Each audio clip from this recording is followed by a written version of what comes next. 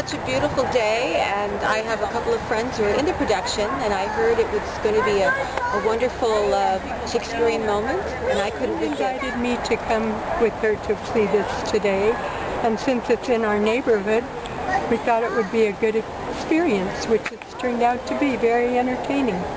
And it'd be nice to have more things like this in our town.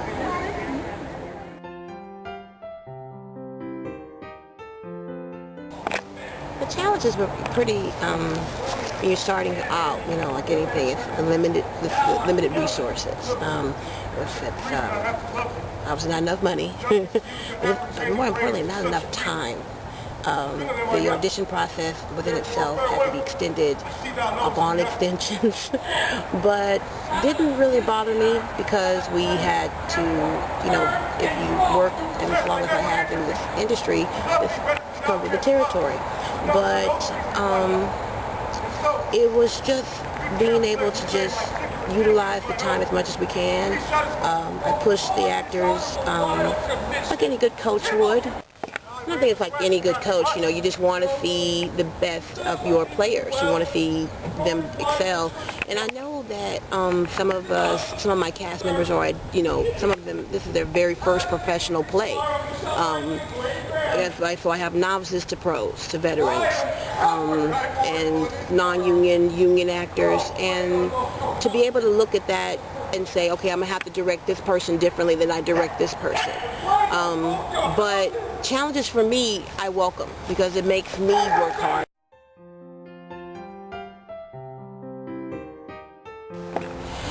And then of course it's really interesting because the producer, Dahlia Vidor, who's collaborated with the Parks and Rec Department here in Vallejo, had this really great idea to bring live Shakespeare to Vallejo here in the park. But we share the same sentiment on our philosophies on what exactly is lacking here in Vallejo. I mean, sure, we have the Arts Council, we have the Arts Foundation, but and the Empress Theater, which is a wonderful facility. But when it really comes down to truly reaching the community, I think this would be one of those events that is groundbreaking. Here we are, in this beautiful park, surrounded by all these beautiful trees, and this is exactly where it all started with Shakespeare. I find it slightly frustrating that we can't come together, and hopefully this will allow us to do so as an arts community, because there's tons of talent here in Vallejo. It's tons of talented people from all different artistic mediums, but we're not talking to each other. So if this can bring the community together, not only by way of the viewing public, but then there's, the person that did the backdrop is my neighbor, come to find out, and I discovered her at a 4th of July weekend party. I mean, she's right literally in my backyard, and I in hers. So those are the things that we need to try to be able to really open up the dialogue and really start truly living up to the idea that it does take a village. If we are the villagers, then let's talk to each other and get that going. I personally am not even from Vallejo. I am originally from Houston, Texas, but I've lived here 5 years now, and it's home. And when I graduated from college, the University of Houston, where I was trained, I ran a theater for 10 years, so I understand the ups and downs of getting something off the ground. So, I totally understood where my producer was coming from and all of her frustrations, and that's why I was just like, it's going to be okay. But at the same time, when I made the transition of coming here as an actor, which I am a union actor, I've worked throughout the Bay at some really wonderful houses, from Theater Works to Shotgun Players in Berkeley. And I'm building a pretty decent reputation, and I mean that as humbly as I can, here as an actor in the Bay. So to step out into this arena, which is another part of my goals, is to direct.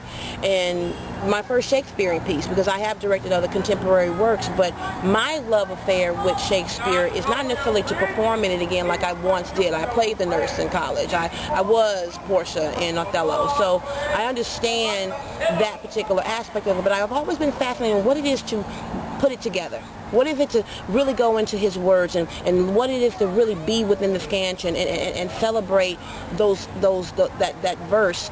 And I felt that if I'm a pretty decent actor with passion and understanding what actors have to go through, I might as well go ahead and try to take that all over and put it within the aspects of being a director, and the process has been quite amazing. I've learned a great deal about myself. I've learned a great deal from my cast, and we just become this really one big family. Not cliche, but very much true. And I really hope that Vallejo can get behind this idea.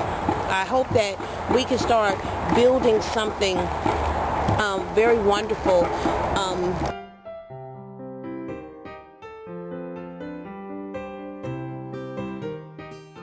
On a consistent annual basis, because we have the Bay Area. The Bay Area is coming from one particular part of the country like Texas and coming here to the Bay Area. It's night and day. There's an art scene there, do not misunderstand me, and I very much celebrate my home turf, but at the same time there's just from small to mid-sized to large theaters, touring shows.